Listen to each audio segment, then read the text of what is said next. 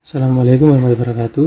Saya Kamal bin Ahmad Sabila dengan NIM akhir 0246. Saya akan melakukan analisa dan olah data dengan menggunakan software IBM Statistik SPSS, dan data ini diperoleh dari skripsi Mas Muhammad Robit Nahdi. Pertama, kita buka SPSS-nya.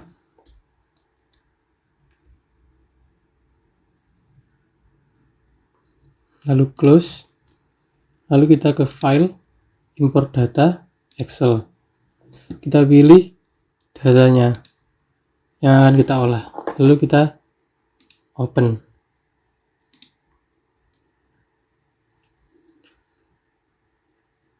Yang pertama kita akan membuat variabel total dari setiap variabel yang ada.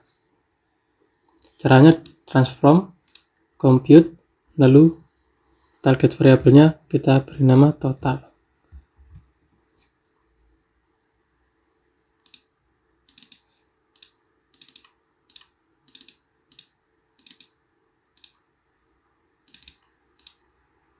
Kita masukkan saja ke dalam numeric expression.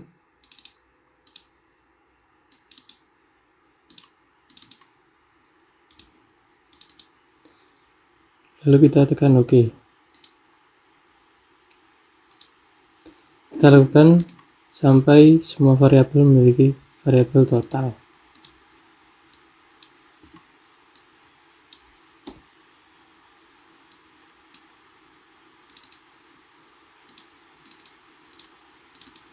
Di sini akan saya percepat saja.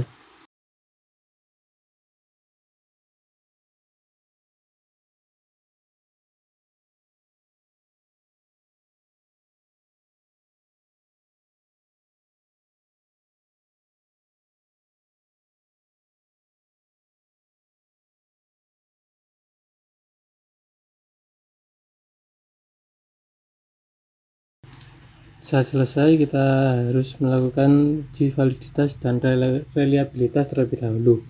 Uji reliabilitas ini merupakan suatu alat ukur untuk mengukur suatu kuesioner yang merupakan indikator dari variabel atau konstruk. Kuesioner dikatakan reliable atau handal jika jawaban seseorang terhadap pernyataannya adalah konsisten atau stabil dari waktu ke waktu. Caranya uji reliabilitas, yang pertama kita ke data view.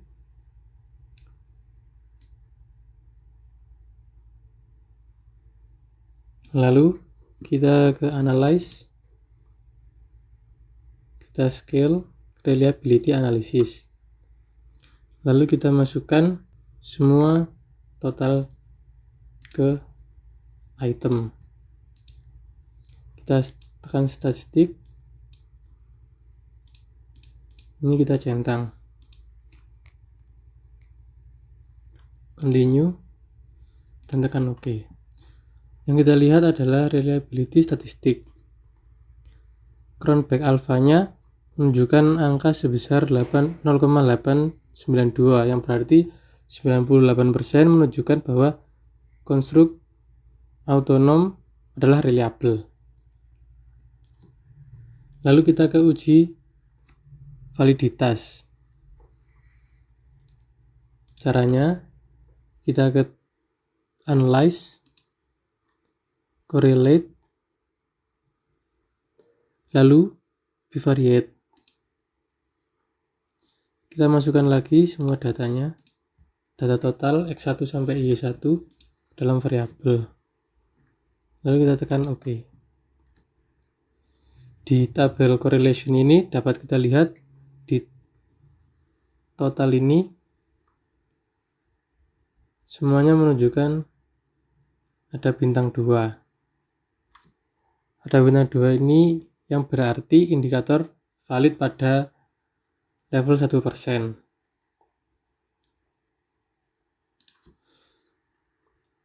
Lalu kita beralih ke analisis regresi. Analisis regresi untuk menguji pengaruh dua atau lebih variabel independen terhadap variabel dependen. variabel dependen di sini yaitu Y1 dan variabel independennya X1 sampai X5.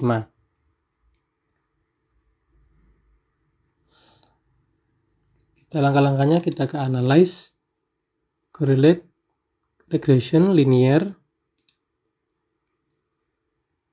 Lalu kita masukkan Y-nya di dependent dan X-nya di independent.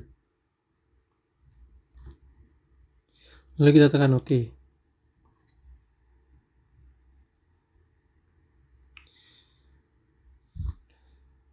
Di sini kita lihat koefisien determinasi di R²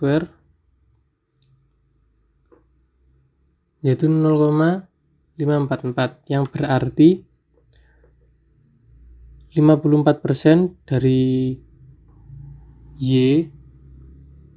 dapat dijelaskan oleh keempat variabel bebas yaitu X1 sampai X5. Lalu untuk uji stimulan uji F-nya kita lihat di ANOVA. Di ANOVA-nya sig-nya menunjukkan angka 0 karena probabilitas jauh lebih kecil dari 0,05. Maka H0 ditolak atau HA diterima. Di koefisien yaitu uji parsial atau T, dari keempat variabel independen yang dimasukkan, dari ke 5 variabel independen yang dimasukkan dalam model, ternyata yang memiliki pengaruh signifikan terhadap variabel Y adalah 1 dan 2, dari X2 dan X5. Lalu kita analisis asumsi klasik. Yang pertama kita uji normalitas. Uji normalitas ini caranya kita ke analyze, kita ke regression linear, plots, ini kita centang dua-duanya, lalu klik OK. Di sini akan keluar chartnya. Nah, dari chart ini kita lihat bahwa histogram memberikan pola distribusi yang menceng ke kiri dan tidak normal. Sedangkan pada grafik plot, kita lihat titik-titik menyebar di sekitar garis diagonal. Penyebarannya tidak terlalu jauh. Jadi kesimpulannya model kayak gini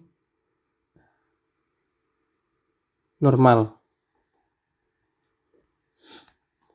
Lalu kita uji Kolmogorov-Smirnov. Caranya ke analyze, non-parametric test, legacy dialog, 1 sampel KS. Nah, ini kita tidak punya understanded residualnya, jadi kita harus buat dulu. Kita skip ke uji multikolinearitas, analyze, regression, linear, statistik, collinear diagnostic. Kita continue, plotnya kita hilangkan dulu. Oke. Ini kita lihat koefisiennya.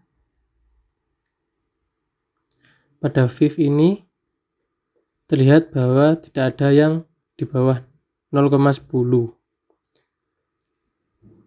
Jadi tidak terbukti adanya gejala multikolinearitas. Lalu uji heterokedastisitas.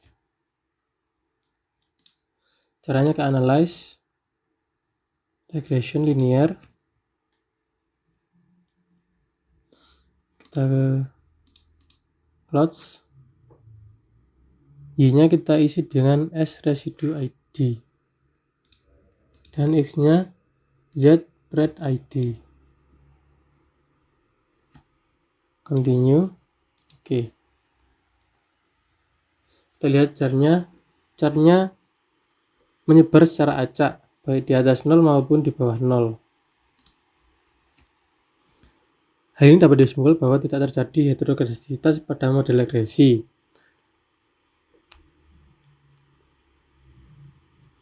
Lalu kita uji Gleicher, analyze, regression, linear, lalu di save kita centang yang residual unstandardized. Kita continue. Oke. Akan muncul variabel baru bernama residual 1.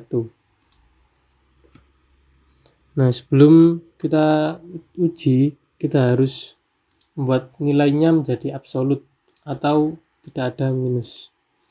Nah, caranya kita ke transform, compute variable,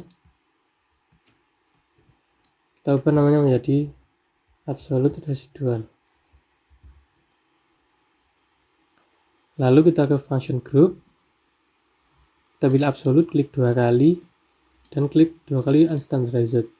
Oke, akan muncul variabel absolute residual dan tidak ada yang minus. Lalu kita uji kembali, uji Kolmogorov-Smirnov, ke analyze, non-parametric test, legacy dialog, satu sampel KS. Kita ke absolute unstandardized-nya kita masukkan. Lalu klik OK. Nah, bisa dari tabel ini kita lihat bahwa asim.sig yaitu sebesar 0,200, di mana nilai tersebut di atas 0,05 yang berarti dasar residual terdistribusi normal. Maka dapat disimpulkan model regresi ini memenuhi asumsi normalitas. Baik, sekian dari saya. Assalamualaikum warahmatullahi wabarakatuh.